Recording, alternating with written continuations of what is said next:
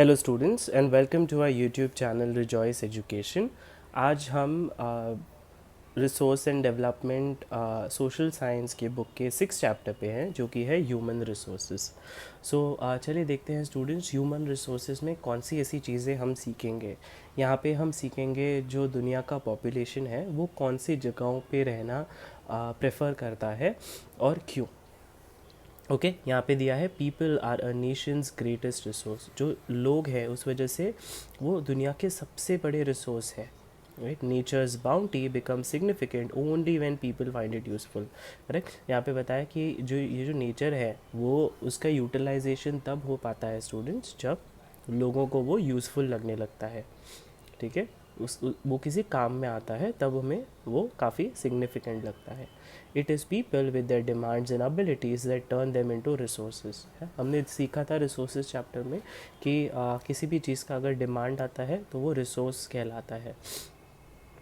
Hence human resources is the ultimate resource. ठीक है, इसलिए ह्यूमन रिसोर्सेज एक आखिरी रिसोर्स है जो बहुत ही महत्वपूर्ण है।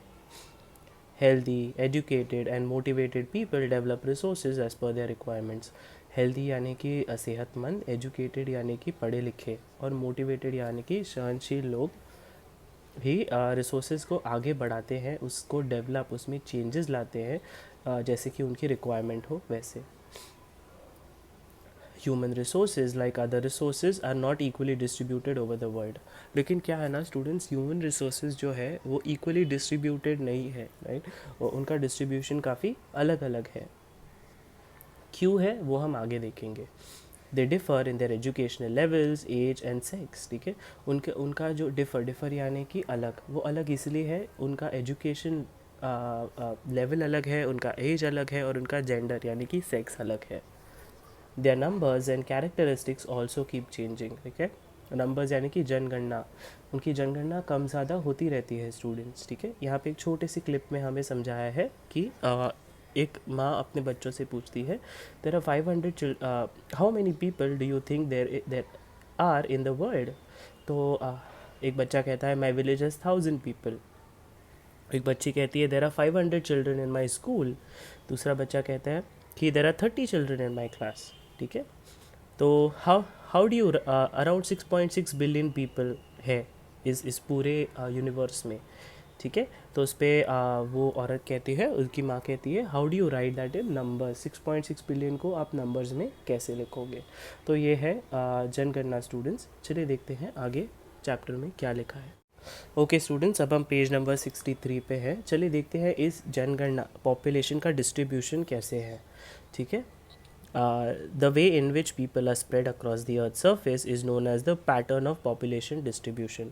जो लोग हैं वो spread across का मतलब है उनकी पहुंच जहाँ तक हुई है पूरे देश में, पूरे अर्थ में। ठीक है, उसको कहते हैं the pattern of population distribution. ठीक है, more than 90% of the world's population lives in about 30% of the land surface. So 90% से भी ज़्यादा लोग 30% वाला लैंड ऑक्यूपाई करते हैं स्टूडेंट्स। ये बहुत ही ध्यान देने वाली बात है, क्योंकि आपने देखा होगा फैमिलीज़ में भी, जॉइंट फैमिलीज़ में 8 या 9 लोग एक घर में रहते हैं। The distribution of population in the world is extremely uneven. Correct, uneven का मतलब है ये कोई साधारण नहीं है। जैसे इंडिया का पॉपुलेशन अगर 6.6 बिलियन है तो चाइना का पॉपुलेशन भी 6.6 बिलियन होगा, ऐसा ज़रूरी नहीं है। ठीक है, some areas are very crowded and some are sparsely populated. ठीक है, यहाँ पे बताया गया है कुछ एरिया है जो बहुत ज़्यादा क्राउडेड है, जहाँ पे बहुत सारे लोग हैं, एंड कुछ एरियाज़ है जो स्पेयरली का मतलब है बहुत कम लोग रहते हैं लेकिन लैंड बहुत ज़्यादा है वहाँ पे। The crowded areas are south and south east Asia, Europe and north eastern north America. ये सारे एरियाज़ जो हैं वो क्राउडेड हैं, जहाँ पे लोग बहुत ज़्यादा रहते हैं। Very few people live in the high latitude areas, tropical deserts, high mountains and areas of equatorial forest. यहाँ पे बताया गया है बहुत कम लोग रहते हैं high latitude areas. High latitude का मतलब है जहाँ पे बहुत कम रिसोर्सेज अवेलेबल होते हैं ऊंचाई पर। ट्रॉपिकल डेजर्ट्स घने जंगलों में, हाई माउंटेन्स बड़े बड़े माउंटेन्स पे, and areas of equatorial forest जहाँ पे बहुत सारे फॉरेस्ट हैं, वहाँ पे लोग कम रहते हैं क्योंकि एनिमल्स का वास वहाँ पे ज़्यादा होता है। Many more people live north of the equator than south of the equator. जो नॉर्थ हमारी इक्वेटर का है वहाँ पे ज़्यादा लोग रहते हैं और जो साउथ वाले इक्वेटर में कम लोग रहते हैं। Almost 3/4 of the world's people live in 2 continents, Asia and Africa. 3/4 of the world's population, ठीक है, वहाँ पे 3/4 पॉपुलेशन कहाँ रहता है, एशिया और अफ्रीका में रहता है। ठीक है, तो ये भी बहुत ही ध्यान देने वाली बात है कि आधे से ज़्यादा पॉपुलेशन एशिया और अफ्रीका में रहता है। दुनिया का पॉपुलेशन की बात हो रही है यहाँ पे। 60% of the world's people stay in just 10 countries. All of them have more than 100 million people. 100% में से 60% जो लोग हैं, जो दुनिया का पॉपुलेशन है, वो सिर्फ 10 कंट्रीज़ में रहता है, ऐसा बताया गया है। और all of them have more than 100 million people, 100 million people से भी लोग ज़्यादा वहाँ पे रहते हैं उन 10 कंट्रीज़ में, ऐसा बताया जाता है। आप यहाँ पे नीचे एक ग्राफ देखेंगे स्टूडेंट्स, ये ग्राफ है पॉपुलेशन इन मिलियंस। ठीक है, चलिए देखते हैं। आप इस ग्राफ में देखेंगे तो चाइना सबसे टॉप पे है, बाद में आता है इंडिया, फिर USA, Indonesia, Brazil, Pakistan, Bangladesh, Nigeria, Russia and Japan. ये सारे जो प्लेसेस हैं स्टूडेंट्स, ये सारे जो कंट्रीज़ हैं, इसमें पॉपुलेशन सबसे हाईएस्ट है। ओके ओके स्टूडेंट्स, अब हम पेज नंबर 64 पे है, density of population. Population density is the number of people living in a unit area of the earth surface. कितने लोग एक यूनिट एरिया में रहते हैं वो डिफाइन करता है डेंसिटी ऑफ पॉपुलेशन। पूरी दुनिया में एक यूनिट एरिया में कितने लोग रहते हैं, ठीक है। It is normally expressed as per square kilometre, पर स्क्वायर किलोमीटर के हिसाब से कैलकुलेट किया जाता है। The average density of population in the whole world is 51% per square kilometre. 51% per square kilometre वाले एक प्लॉट या फिर एक एरिया में रहते हैं। South central Asia has the highest density of population, followed by east and south east Asia. यहाँ पे एक बहुत अच्छा एग्जाम्पल दिया है स्टूडेंट्स, यहाँ पे दिया है when all the 30 students are present a classroom seems very crowded, but when the same class is seated in the school assembly hall it seems so open and empty, why. तो एक बच्चा दूसरे बच्चे से पूछता है कि जब हम क्लासरूम में बैठते हैं तब 30 बच्चे भी बहुत ज़्यादा लगते हैं, लेकिन जब हम असेंबली हॉल में बैठते हैं तब सारे स्टूडेंट्स बहुत कम लगने लगते हैं। क्यों, ऐसा क्यों? Because the size of the area of the hall is much larger than the classroom. However, when all the students of the school come into the hall, the hall too starts looking crowded. ठीक है, ये बच्ची बता रही है कि जो size है हमारे क्लासरूम का वो छोटा है और हमारे हॉल का साइज़ बड़ा है। तो जैसे ही सारे बच्चे हॉल में मूव हो जाते हैं तो वो ऐसा लगता है कि कम लोग आए हैं। ओके स्टूडेंट्स, अब हम देखते हैं factors affecting distribution of population. कौन सी ऐसी चीज़ें हैं जो अफेक्ट करती है जिस वजह से पॉपुलेशन इवनली डिस्ट्रीब्यूटेड पूरे देश में नहीं है। Geographical factors. One is topography. People always prefer to live on plains rather than mountains and plateaus because these areas are suitable for farming, manufacturing and service activities. तो यहाँ पे बताया कि लोग जो है वो बहुत ही हाई एल्टीट्यूड एरिया में या फिर माउंटेन में रहना पसंद नहीं करते। उन्हें एक प्लेन सरफेस यानी कि एकदम प्लेन लैंड चाहिए रहता है जहाँ पे एग्रीकल्चर या फिर ऐसे कोई एरियाज़ या ऐसे कोई एक्टिविटीज़ प्रैक्टिस नहीं हो, क्योंकि आप देखते हैं माउंटेन्स और प्लेट्यूज़ में ज़्यादातर फार्मिंग, मैन्युफैक्चरिंग और बाकी के सर्विस एक्टिविटीज़ होते हैं, इसलिए लोग वहाँ पे रहना पसंद नहीं करते। The Ganga Plains are the most densely populated area in the world, while mountains like Andes, Alps and Himalayas are sparsely populated. So जो गंगा के जो प्लेन्स हैं वहाँ पे पॉपुलेशन ज़्यादा है क्योंकि वहाँ पे लोग ज़्यादा रहते हैं। जब आप देखोगे बड़े बड़े माउंटेन्स ऊंचाई पर रहने वाले जैसे Andes, Alps and Himalayas are sparsely, बहुत कम पॉपुलेशन वहाँ पे आपको देखने को मिलेगा। Next is climate. क्लाइमेट एक रीज़न हो सकती है कम डिस्ट्रीब्यूशन ऑफ पॉपुलेशन अफेक्ट करने का। People usually avoid extreme climates that are very hot और very cold like Sahara desert, polar regions of Russia, Canada and Antarctica. तो यहाँ पे बताया स्टूडेंट्स कि जो लोग हैं जो अवॉइड करते हैं बहुत ही ज़्यादा एक्सट्रीम क्लाइमेट वाले, बहुत ज़्यादा गर्मी या बहुत ज़्यादा ठंडी में रहना वो पसंद नहीं करते हैं। Soil. Fertile soil provides suitable land for agriculture. Fertile plains such as Ganga and Brahmaputra in India, Huanghe, Changjiang in China and the Nile in Egypt are densely populated. ठीक है, यहाँ पे बताया स्टूडेंट्स की जो सॉइल की वजह से भी बहुत सारे लोग हैं जो पॉपुलेशन डिस्ट्रीब्यूशन उसका इवन नहीं है, क्योंकि फर्टाइल सॉइल जो होता है it is suitable for agriculture, इसलिए लोग वहाँ पे ज़्यादा रहना पसंद नहीं करते हैं। नेक्स्ट इज़ वाटर, बहुत ही ज़रूरी पॉइंट है ये। People prefer to live in the areas where fresh water is easily available.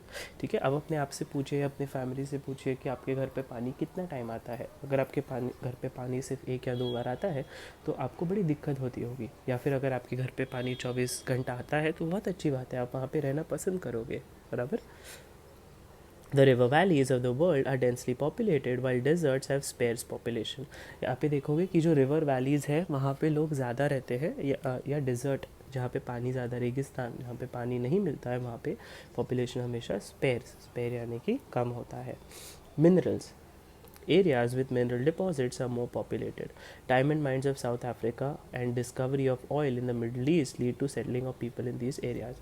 So mineral deposits जहाँ पे होते हैं वहाँ पे population ज़्यादा होता है.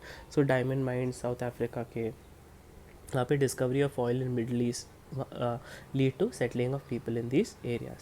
और ये हो गए आपके geographical factors students. अब देखते हैं social, cultural and economical factors क्या है. Social areas of better housing, education and health facilities are more densely populated. Example Pune, आपने देखा ही होगा कि जहाँ पे हाउसिंग यानी कि रहने की व्यवस्था अच्छी हो, एजुकेशन पढ़ाई लिखाई अच्छी हो, हेल्थ फैसिलिटीज़ यानी कि हॉस्पिटल्स या ऐसी कोई जगह आजू बाजू हो, वहाँ पे पॉपुलेशन हमेशा ज़्यादा होता है. यहाँ पे एक एग्जांपल दिया है स्टूडेंट्स पुणे का. ओके स्टूडेंट्स, अब हम पेज नंबर 65 पे हैं. Cultural factors, places with religion और cultural significance attract people. Varanasi, Jerusalem and Vatican city are some examples. ठीक है, जहाँ पे रिलीजन और कल्चर का, जैसे देश में अगर किसी भगवान को पूजा जाता है या कोई कल्चरल साइट है जहाँ पे बहुत सारे लोग किसी भगवान को मानते हैं, वहाँ का पॉपुलेशन हमेशा ज़्यादा होता है. Economic, industrial areas provide employment opportunities. Large number of people are attracted to these areas. Osaka in Japan and Mumbai in India are two densely populated areas. So economic reason की वजह से भी students बहुत सारे लोग अपना जो वतन होता है वहाँ से शिफ्ट होकर कई और कंट्री में स्विच करते हैं, जाते हैं, क्योंकि वहाँ पे इकोनॉमिक फैक्टर्स, एम्प्लॉयमेंट अपॉर्चुनिटीज़ यानी कि काम करने के लिए अपॉर्चुनिटी उनको मिलती है. ठीक है, यहाँ पे एग्जांपल दिया है, Osaka in Japan and Mumbai in India are densely populated. बहुत ज़्यादा भीड़ इसीलिए है क्योंकि यहाँ पे काम करने के लिए बहुत सारे अपॉर्चुनिटीज़ अवेलेबल है. Population change, the population change refers to change in the number of people during a specific time. Population change का मतलब है स्टूडेंट्स एक बदलाव जो जनगणना में बदलाव, ठीक है, जो टाइम टू टाइम होते रहता है. The world population has not been stable. It has increased manifold as seen in the figure 6.3. Why? तो जो दुनिया का पॉपुलेशन है वो कभी स्टेबल यानी कि इसका संतुलन नहीं बना है, कभी भी हमेशा ऊपर नीचे हुआ है. क्यों? This is actually due to changes in the number of births and deaths. जितने लोग बॉर्न होते हैं और जितने लोग मरते हैं उस वजह से पॉपुलेशन कभी भी स्टेबल नहीं होता है. For an extremely long period of human history until the 1880s the world population grew steadily but slowly. 1880s में क्या हुआ था स्टूडेंट्स, वर्ल्ड का, देश का जो पॉपुलेशन है वो काफ़ी धीरे धीरे बढ़ रहा था. Large number of babies were born but they died early too. बहुत सारे बच्चों का जन्म हुआ था लेकिन उनकी मृत्यु भी काफ़ी जल्दी हो गई थी. This was as there were no proper health facilities. ठीक है, इसीलिए होता था स्टूडेंट्स 1880s में, क्योंकि हेल्थ फैसिलिटीज़ ठीक से अवेलेबल नहीं थी. अगर कोई बच्चा बीमार पड़ जाता था तो डॉक्टर्स को नहीं पता या लोगों को नहीं पता उनके साथ क्या करना है. ठीक है, अभी हम जो 2021 में रहते हैं स्टूडेंट्स, अभी हमारे पास हेल्थ फैसिलिटीज़ अवेलेबल है, या कैंसर का भी इलाज हमने ढूंढ निकाला है. ठीक है, okay. This was sufficient food was not available for all people. खाना भी जितना चाहिए उतना नहीं मिलता था. Farmers were not able to produce enough to meet the food requirements of all the people. और जो फार्मर्स थे देश के, वो भी इतना खाना बना नहीं पाते थे जो पूरी दुनिया या फिर अपने कंट्री को दे सके. As a result the total increase of population was very low. इस वजह से क्या हुआ था स्टूडेंट्स, लोग मर ज़्यादा रहे थे और जी कम रहे थे. ये 1880s की बात है. इन 1804 the world population reached 1 billion. पूरे वर्ल्ड का पॉपुलेशन था 1 billion. 155 years later in 1959 the world's population reached 3 billion. पहले 1 बिलियन था 1840 में, 1959 में क्या हो गया, 3 बिलियन पे पहुंचा. This is often called population explosion in 1999. 40 years later the population double two 6 billion. तो पॉपुलेशन एक्सप्लोजन का मतलब है फटना. तो जनगणना इतनी ज़्यादा बढ़ गई स्टूडेंट्स की देखो डबल हो गया, 6 बिलियन हो गया 1999 में. The main reason for this growth was that with better food supplies and medicine deaths were reducing. ठीक है, तो फूड सप्लाईज, खाने पीने की चीज़ें मिलती थी और मेडिकल फैसिलिटीज़ लोगों को मिलना चालू हो गई और जो बीमारियां होती थी लोगों को उसके इलाज भी अवेलेबल हो गए थे. While the number of birth still remain fairly high. इस वजह से लोग जी रहे थे, काफ़ी साल जी रहे थे.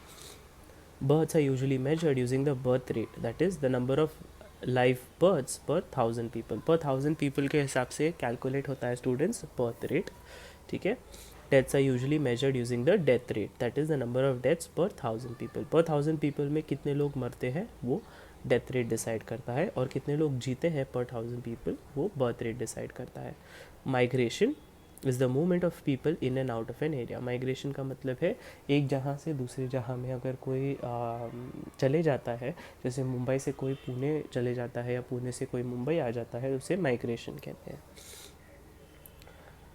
और ये रहने के लिए ही नहीं स्टूडेंट्स, अपना अपना घर बसाने के लिए, अगर आप मुंबई में रहते हैं और आप पुणे चले जाते हैं उसे माइग्रेशन कहते हैं. Births and deaths are the natural causes of population change. तो इस वजह से पॉपुलेशन में चेंजेस इस वजह से आए क्योंकि बर्थ्स एंड डेथ्स की वजह से. The difference between the birth rate and the death rate of a country is called the natural growth rate. तो ये जो दोनों का डिफरेंस है बर्थ और डेथ रेट स्टूडेंट्स, इसे हम कहते हैं natural growth rate. The population increase in the world is mainly due to rapid increase in natural growth rate. तो naturally लोग ज़्यादा जीने लग गए, इस वजह से वर्ल्ड का पॉपुलेशन बढ़ते गया स्टूडेंट्स. आज 75-85 के एज में भी लोग जीते हैं, पुराने ज़माने में वो नहीं जी पाते थे. आप यहाँ पे चार्ट में देख पा रहे हैं स्टूडेंट्स कैसे पॉपुलेशन बढ़ा है. ठीक है, 2025 में बताया जा रहा है कि 8525 मिलियन पॉपुलेशन होने वाला है. ओके स्टूडेंट्स, अब हम पेज नंबर 66 पे हैं. Birth rate more than death rate population increase. Birth rate अगर ज़्यादा है और डेथ रेट कम है तो पॉपुलेशन बढ़ता है. बर्थ रेट डेथ रेट अगर इक्वल है तो पॉपुलेशन स्टेडी बैलेंस रहता है. और अगर डेथ रेट ज़्यादा है और बर्थ रेट कम है तो पॉपुलेशन डिक्रीज हो जाता है. Migration is another way by which population size changes. Population का जो साइज़ है वो चेंज होता है माइग्रेशन की वजह से. पीपल में move with in a country और बिटवीन कंट्रीज. सो इंडिया से भी बाहर कोई जा सकता है, उसे भी माइग्रेशन कहते हैं students. Immigrants are people who leave a country. immigrants are people who leave a country and immigrants are those who arrive in the country. So जो कंट्री से बाहर, इंडिया से बाहर अगर कोई जाता है उसे हम कहते हैं इमिग्रेंट्स. और इमाइग्रेंट्स वो होते हैं जो कंट्री में, जो इंडिया में आते हैं बाहरी देशों से. Countries like the United States of America and Australia have gained in number by in migration or immigration. United states और ऑस्ट्रेलिया में बहुत सारे लोग आए हैं. Sudan is an example of a country that has experienced a loss in population numbers due to out migration और immigration. बहुत सारे लोग हैं जो सूडान से बाहरी देशों में गए हैं काम ढूंढने के लिए, इस वजह से इस वजह से उसका पॉपुलेशन कम है students. The general trend of an international migration is from the less developed nations to the more developed nations in search of better employment opportunities. यहाँ पे बताया ये इस वजह से होता है स्टूडेंट्स क्योंकि जो लेस डेवलप्ड नेशंस है, जो जहाँ पे खाना पीना या फिर एम्प्लॉयमेंट या फिर कि काम धंधे की अपॉर्चुनिटीज़ कम है, वो नेशन से मूव करके वो कोई ऐसे नेशन चले जाते हैं जहाँ पे काम काज अच्छा चले उनका और उनको खाने पीने को भी चीज़ें मिले. Within countries, large number of people may move from the rural to urban areas in search of employment, education and health facilities. अगर हम विद इन कंट्री की बात करें, जैसे इंडिया में ही कोई अगर से मुंबई से पुणे शिफ्ट होता है या फिर पुणे से मुंबई शिफ्ट होता है, वो इस वजह से होता है क्योंकि उनको एम्प्लॉयमेंट चाहिए, राइट, या फिर हेल्थ फैसिलिटीज़. गाँव से भी बहुत सारे लोग शहर आ जाते हैं ताकि उनकी पढ़ाई लिखाई अच्छे से हो या फिर उन्हें कोई काम मिले. Patterns of population change. Rates of population growth vary across the world. Although the world's total population is rising rapidly, not all countries are experiencing this growth. सारे countries ये growth experience नहीं कर रहे students. Some countries like Kenya have high population growth rates. Kenya जो है उसका growth rate high है. They had both high birth rates and death rates. दोनों का birth rate और death rate दोनों high रहे हैं, यानी ज़्यादा रहे हैं. Now, with improved healthcare, death rates have fallen, but birth rates still remain high, leading to high growth rates. ठीक है, हेल्थ केयर फैसिलिटीज़ अवेलेबल होने के कारण स्टूडेंट्स डेथ रेट जो है वो कम हो गए हैं, यानी लोग मर नहीं रहे जल्दी, बट बहुत सारे बर्थ रेट्स बढ़ रहे हैं, बहुत सारे लोगों का जन्म यानी बच्चों का जन्म काफ़ी हो रहा है. In other countries like UK, United kingdom, population growth is slowing because of both low death rate and low birth rate. So UK में स्टूडेंट्स जो पॉपुलेशन ग्रोथ है वो कम होते जा रहा है क्योंकि डेथ रेट भी लो है और बर्थ रेट भी लो है. ओके स्टूडेंट्स, अब हम पेज नंबर 67 पे हैं, पॉपुलेशन कॉम्पोजिशन. उससे पहले स्टूडेंट्स यहाँ पे एक फिगर दिया है, world different rates of population growth. कौन से प्लेसेस पे पॉपुलेशन ग्रोथ हुआ है आप यहाँ पे देख सकते हैं. ये सारे जो ब्लू में मार्क किए गए हैं वहाँ पे पॉपुलेशन ग्रोथ काफ़ी ज़्यादा हुआ है. आप इंडिया भी देख सकते हैं, इंडिया भी है इसमें से, और ये पूरे देश का पॉपुलेशन ग्रोथ की बात हो रही है स्टूडेंट्स. तो यहाँ पे वेरी हाई इज़ 3% और मोर, 3% से भी ज़्यादा पॉपुलेशन ये वाले एरियाज़ में ग्रो हुआ है. Okay, population composition. ठीक है, how crowded a country is has little to do with its level of economic development. ठीक है, एक कंट्री यानी कि एक कोई देश कितना क्राउडेड यानी कि कितने लोग, ज़्यादा से ज़्यादा लोग है, इस बहुत बहुत कम डिपेंड करता है उसका इकोनॉमिक डेवलपमेंट कितना हो रहा है उस पर. For example, both Bangladesh and Japan are very densely populated, but Japan is far more economically developed than Bangladesh. हमने देखा है स्टूडेंट, जापान का पॉपुलेशन पूरे देश में, पूरे वर्ल्ड में सबसे ज़्यादा है, लेकिन बहुत ही स्टेबल है उनका इकोनॉमी का मतलब है देश में पैसे कमाने की का ज़रिया बहुत ज़्यादा है, इसलिए लोग काफ़ी अच्छी लाइफस्टाइल वहाँ पे जी रहे हैं. To understand the role of people as a resource we need to know more about their qualities. ठीक है, तो हमें एक इंसान एक रिसोर्स है जैसे हमने कहा, उसे समझने के लिए हमें उनकी क्वालिटी के बारे में जानना बहुत ज़रूरी है. ठीक है, people vary greatly in their age, sex, literacy level, health condition, occupational income level. ठीक है, और हर एक इंसान जो है वो अलग अलग है. ठीक है, उसका एजुकेशन लेवल अलग है, उसकी जात पात अलग है, बराबर, वो जिस कंडीशन में ग्रो हुआ है वो अलग है. इस वजह से उसकी हेल्थ की कंडीशन भी अलग है. बहुत सारे बच्चों को आजकल कैंसर भी डिटेक्ट होता है अर्ली स्टेजेस में, या फिर कुछ बच्चे हैं जो माल नरिश यानी कि कुपोषित पैदा होते हैं. ठीक है, तो it is essential to understand these characteristics of the people. बहुत ज़रूरी है उनकी ये कैरेक्टरिस्टिक्स को समझना, उनके व्यवहार को समझना. Population composition refers to the structure of the population. Structure यानी कि कैसे पॉपुलेशन को डिज़ाइन, कैसे जनगणना की जाती है on the basis of their age. उनका एज कितना है, वो मेल है या फीमेल है, वो कितने पढ़े लिखे हैं, इन सब के ऊपर डिपेंड करता है. The composition of population helps us to know, और यही कॉम्पोजिशन हमें कुछ ज़रूरी डेटा हमें देता है स्टूडेंट्स. ठीक है, चलिए देखते हैं क्या है आगे. ओके स्टूडेंट्स, अब हम पेज नंबर 68 पे हैं. तो ये क्या डेटा देता है, कितने मेल्स और फीमेल्स, उनका एज ग्रुप क्या है, कहाँ से आते हैं वो, कितने पढ़े लिखे हैं वो, and what type of occupation they are employed in, और वो क्या करते हैं, क्या वो डॉक्टर है, इंजीनियर है, या फिर फार्मेसी में काम करते हैं, या फिर बिल्डिंग बनाते हैं, बिल्डर है, क्या करते हैं वो exactly, right. What is there income level in health condition, उनका पैसे कमाने का ज़रिया क्या है, कितना कमाते हैं वो, और उनकी हेल्थ क्या है, उनकी हेल्थ कैसी है. An interesting way of studying the population composition of a country is by looking at the population pyramid, also called as 8-sex pyramid. ठीक है, तो इस चीज़ को समझने के लिए हमें इस पिरामिड को देखना होगा स्टूडेंट्स कि मेल और फीमेल का पॉपुलेशन कितना है और वो कितने साल तक जीते हैं. ठीक है, a population pyramid shows the total population divided into various age groups, for example 5 to 9, 10 to 14.